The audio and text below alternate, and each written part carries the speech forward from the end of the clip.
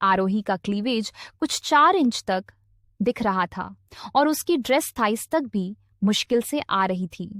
हालांकि अद्विजय ने उसके लिए एक भी ऐसी ड्रेस पसंद नहीं की थी, मगर उस ड्रेस के ऊपर एक श्रग था जिसे आरोही ने पहना ही नहीं और वो ऐसे ही नीचे आ गई। अद्विजय ब्रेकफास्ट टेबल पर बैठकर ब्रेकफास्ट कर रहा था। किचन में काम करने वाले 2 आदमी अद्विजय को सर्व करने के लिए ब्रेकफास्ट टेबल के पास ही खड़े थे। जब उन्होंने सीढ़ियों से नीचे आते हुए आरोही को एक नज़र देखा तो उनकी आंखें कुछ देर के लिए हैरानी से फटी की फटी रह गई। फिर उन्होंने जल्दी से अपनी नजरें नीचे कर ली। अद्विजय ने अपना हाथ पराठे की ओर इशारा करते हुए किया, मगर वहां खड़े नौकर तो आरोही को देखने में बिजी था। तभी अद्विजय ने अपनी तेज नजरों को उठाया और नौकर की नजरों का पीछा किया तो उसने आरोही को देखा। गुस्से में उसकी मुठियां भींच गई, बच गई। उसने दोनों नौकरों को देखते हुए कहा, यू बोथ आर फायर्ड। कहकर वो वहां से खड़ा हुआ। दोनों नौकर अद्विजय की बात सुनते ही डर गए। कभी अद्विजय ने वहां खड़ी एक बूढ़ी नौकरानी को कहा, आज से इस घर में कोई भी मेल सर्वेंट नहीं आएगा, अंडरस्टैंड। ये सुनते ही नौकरानी वहां से चली गई और वो दोनों आदमी भी जल्दी से वहां से चले गए। आरोही मुस्कुराते हुए नीचे आई। ब्रेकफास्ट टेबल के पास आकर वो अद्विजय के सामने वाली चेयर पर बैठ गई और उसने खुद अपने लिए ब्रेकफास्ट सर्व किया। तभी अद्विजय उसे कोल्ड नजरों से घूरने लगा। आरोही ने अद्विजय को ऐसे देखा जैसे उसे कोई फर्क ही नहीं पड़ा। उसने कहा, मैं आज अपनी मर्जी से कहीं जाना चाहती हूँ, क्या मैं जा सकती हूँ ना?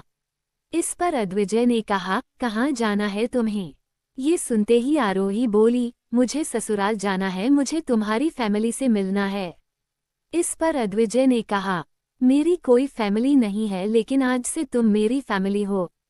ये सुनते ही आरोही खाते हुए बोली, बट किसी ने तो तुम्हें जन्म दिया होगा, कोई तो होगा तुम्हारा।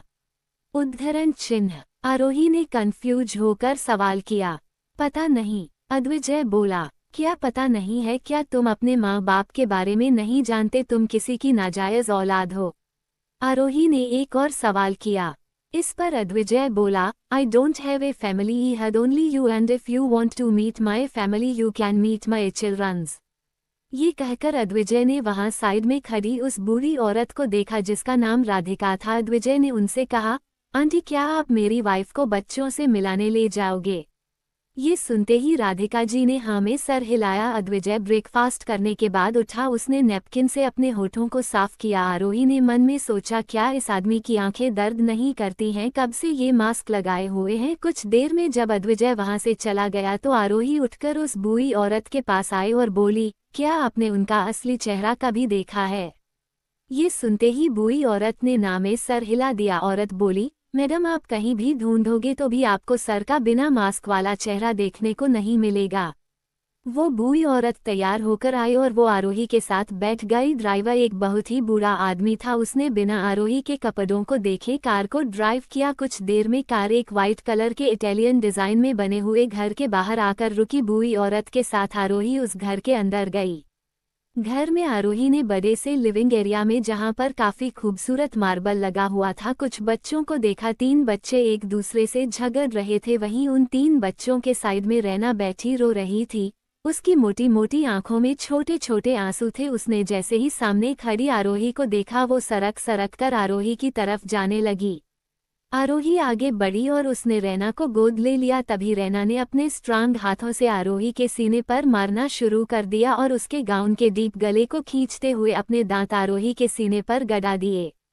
नौकरानी एम्बेरस्ड होकर इधर उधर देखने लगी। आरोही ने जल्दी से रैना को हटाने की कोशिश की, मगर रैना उसे अपने अभी अभी उगे दांतों से कटकर ये दिखा रही थी कि वो कितनी ज्यादा गुस्सा थी। रैना का गुस्सा देख आरोही परेशान हो गई। नौकरानी ने आरोही को परेशान देखा तो वो आगे आई और उसने रैना को अपनी गोद में खींच लिया।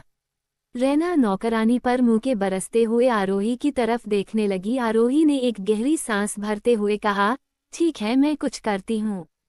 आरोही किचन की तरफ बढ़ी। वो बच्चे जो लड़ रहे थे अचानक उन्होंने लड़ना बंद कर दिया और वो अब आरोही को घूर कर देख रहे थे। आरोही किचन के अंदर के गई, जहां पर एक लंबे बालों वाली औरत दूध गर्म कर रही थी। आरोही ने जाकर उस औरत के कंधे पर हाथ रखा और कहा, लाइए मैं रैना को दूध पिला देती हूँ।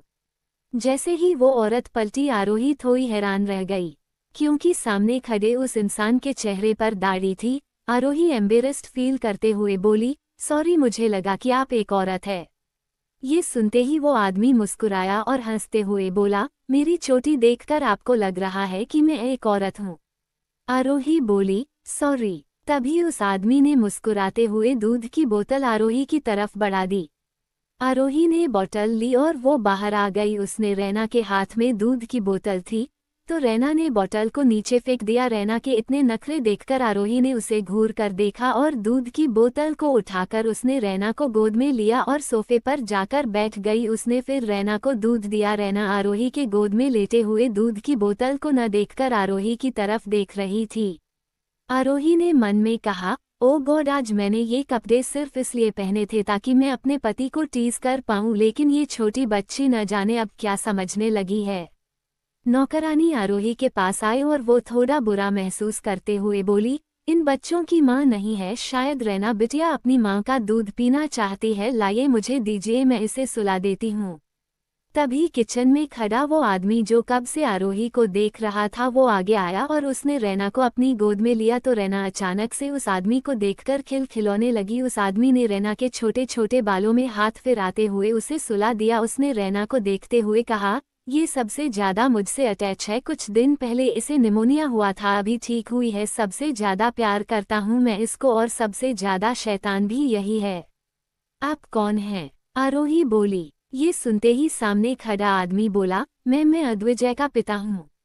ये सुनते ही आरोही शौक रह गई क्योंकि अद्विजय ने उसे बताया था कि उसका कोई परिवार नहीं है, मगर सामने खड़े आदमी की फिजिक्स अद्विजय की तरह था। आरोही ने थोड़ा हैरान होते हुए हकलाते हुए पूछा, क्या आप अद्विजय के नाजायज पिता है? सॉरी, आई मीन अद्विजय आपका नाजायज बेटा है, शायद इसीलिए वो आप सबसे नफरत करता हो। ये सुनते ही सामने खड़ा आदमी कंफ्यूज हुआ और बोला, नहीं, ऐसा बिल्कुल नहीं है, वो मुझसे नफरत नहीं करता और ना ही वो मेरा नाजायज बेटा है। ये कहकर वो आदमी वहां से चला गया। आरोही ने अपना सर खुजलाते हुए कहा, नाजायज बेटा नहीं है तो हो सकता है गोद लिया हुआ हो या फिर अद्विजय ने मुझसे झूठ बोला हो, लेकिन वो आदमी मुझसे झूठ बोलकर क्या चाहता है? आज सुबह तो ऐसे कह रहा था जैसे सारे राज मेरे सामने खोलकर रख देगा, लेकिन पूरी तरह से मुझे धोखा दे रहा है। तभी वो 3 बच्चे आरोही के सामने आए और तीनों ने अपनी कमर पर हाथ रखते हुए आरोही को देखा। एक लड़के ने अपनी उंगली बिल्कुल आरोही की नाक के सामने करते हुए कहा, तो तुम ही हो ना जिसने छोटी को परेशान किया है? उद्धरण चिन्ह। ये सुनते ही आरोही बोली, कौन छोटी? सामने खड़ा एक लड़का जिसके बाल ग्रे थे उसने कहा, छोटी हमारी छोटी बहन धानी है। आरोही ने कहा, अच्छा तो तुम तीनों उसके भाई हो? ये सुनते ही वो लड़का बोला, हाँ मैं उसका सबसे बड़ा भाई हूँ और ये मेरे साइड में खड़े नमन और क्षितिज उसके छोटे भाई हैं। आरोही ने हैरान होकर कहा, क्या अद्विजय तुम सबके डैड है? ये सुनते ही वो लड़का हंस और बोला, नहीं, आपको ये किसने कहा कि वो हमारे दादा है, बल्कि उन्होंने तो हमारी फैमिली को मारा है और आप भी यहाँ से चले जाए, वो आपको भी मार देंगे। क्या? अद्विजय ने तुम हमारे पेरेंट्स को मारा है और उसने तुम्हें यहाँ पर कैद करके रखा है? आरोही ने डरते हुए पूछा। ये सुनते ही उस लड़के ने हाँ में सर हिलाया और बोला, हम में से कोई किसी का सगा बहन भाई नहीं है, हम सबके पेरेंट्स को अद्विजय ने मारा है और हम काफी लंबे समय से यहाँ पर हैं। ये सुनते ही आरोही डरते हुए बोली, तुम फिर कितने बच्चे हो? ये सुनते ही वो लड़का बोला, हमारे साथ और भी थे लेकिन उन्हें कहीं भेज दिया गया है।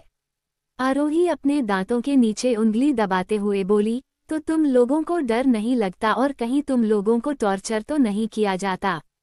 ये सुनते ही वो लड़का हंसते हुए बोला, नहीं, बिल्कुल नहीं, अद्विजय सिर्फ बड़े लोगों से नफरत करते हैं और आप भी तो बड़े हो, वो आपसे भी जरूर नफरत करते होंगे, आपको वो यहाँ पर मारने के लिए ही लाए होंगे, अपनी जान बचाना चाहती हो तो भाग जाओ, हाहा। ये कहकर वो लड़का सख्त एक्सप्रेशन लिए वहां से चला गया। आरोही ने डरते हुए खड़े होकर कहा, सुनो तो तुम्हारा नाम क्या है? तुमने अपना नाम तो बताया ही नहीं।